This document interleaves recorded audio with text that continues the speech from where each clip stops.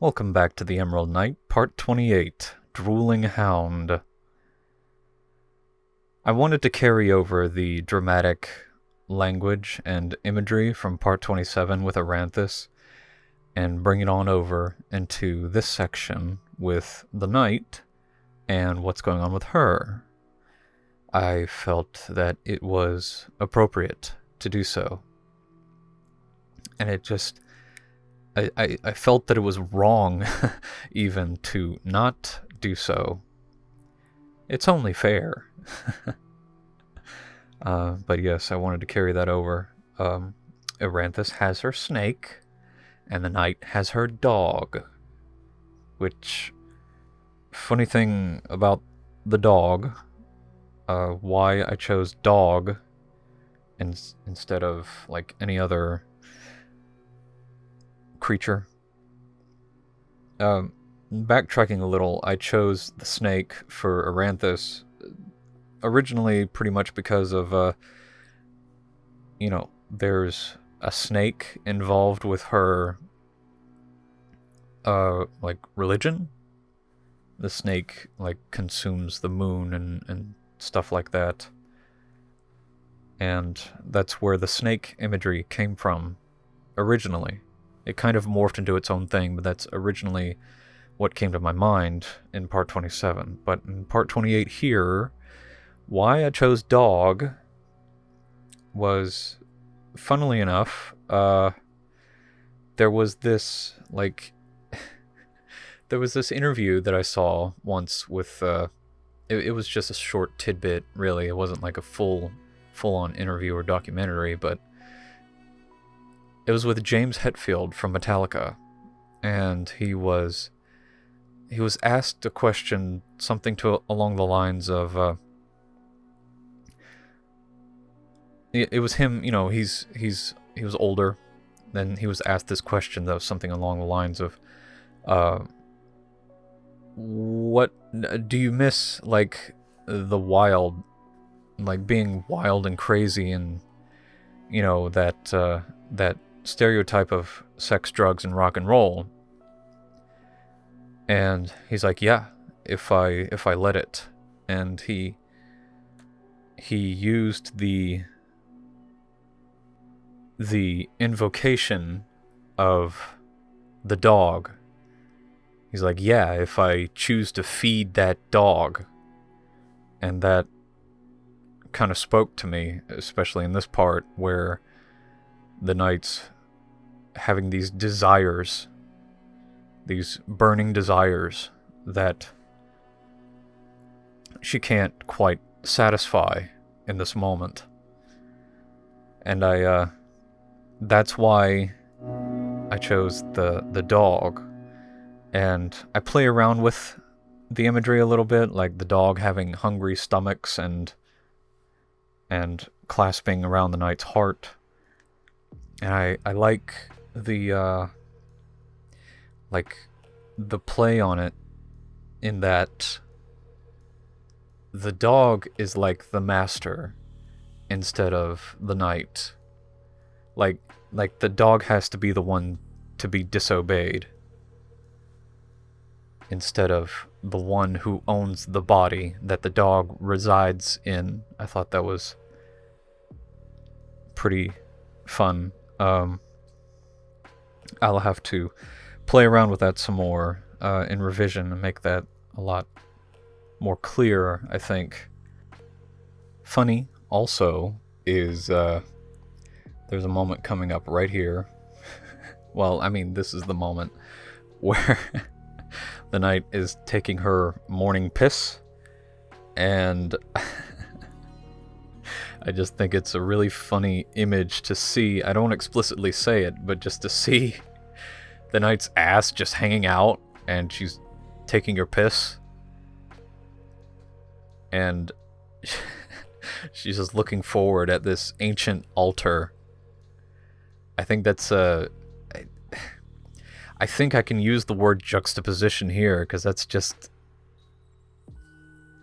I don't know, it's just a really funny comparison. And also about the altar.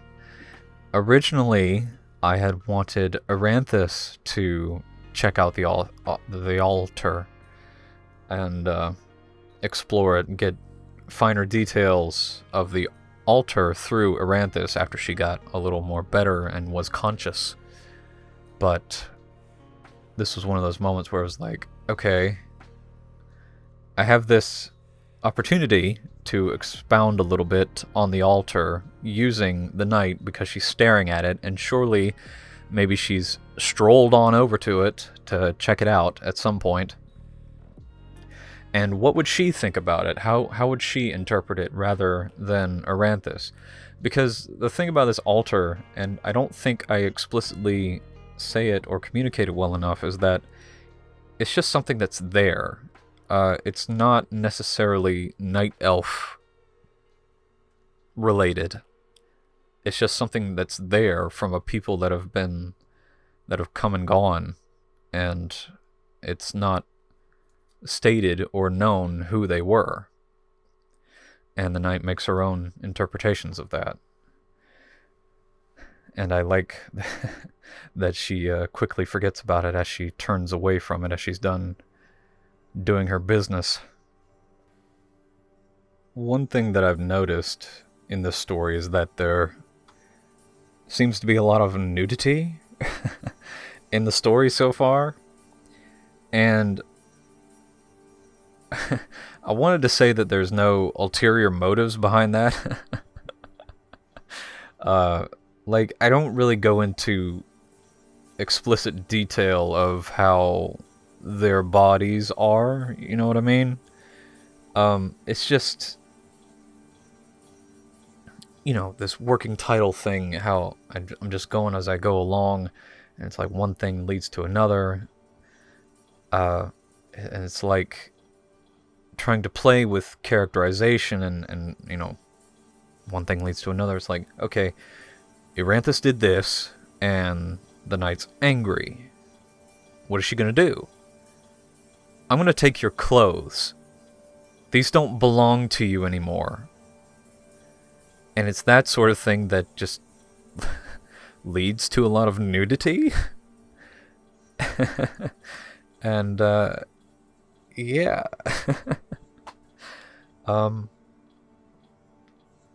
But I think it's just kind of fun to mess around with that sort of thing. You know, not to necessarily make nudity, put in nudity just for the sake of it. It's just like play around with these characters in a way that I've never quite seen before. And I just think it's kind of fun that they end up naked a lot. Again, no ulterior motives, I promise. But it's just something that has seemed to have happened. And happened then some, quite a bit. Moving on, I think I've said before that I've had issue with arguments, writing arguments. It's kind of difficult for me because in a story, especially where there's two characters or more than one character, or more than two, that are in conflict throughout the duration of the story, surely they're going to have arguments. And it's like, okay, well, how do I make in like how arguments are, which they can lead to like the devolvement of logic toward pure emotion. It's like, okay, how do I make this argument different from the last one and make it interesting enough and make it so that they aren't just saying the same things over and over again, screaming at each other the same things over and over again. And I sort of feel that they're kind of just saying, they're somewhat saying the same things over and over again, at least in the same vein, and it's just something that I'm going to have to contend with and revision to give a proper rise and fall, a story within of itself in these arguments that they have. I also want to address how the knight speaks. How she says things like, "You are alive twice because of me."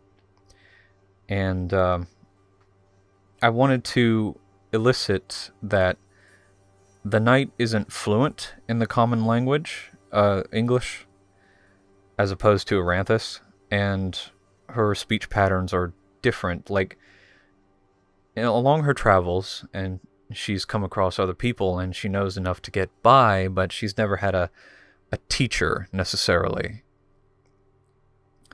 And she's, in one of these sentences, a little further up, she had used the word "don't."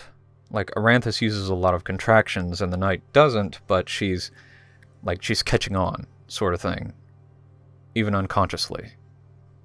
And now that I think of it, with the backstory that I have for Eranthis, how it's like she hasn't gone outside of her town much, it doesn't make as much sense for her to be more fluent in the common language than the knight. But that's just something that I'll have to contend with in revision. Maybe change up her backstory a little bit to where maybe she's had a teacher, or for some reason or another that she knows it better. One more thing I wanted to mention. I'm going to take a week off from working title to work on another video, something that I've been thinking about doing for a while, and hopefully I can get back to this story the week after, but we'll see how that goes. Thank you for joining me, and I'll see you in the next part. Thank you.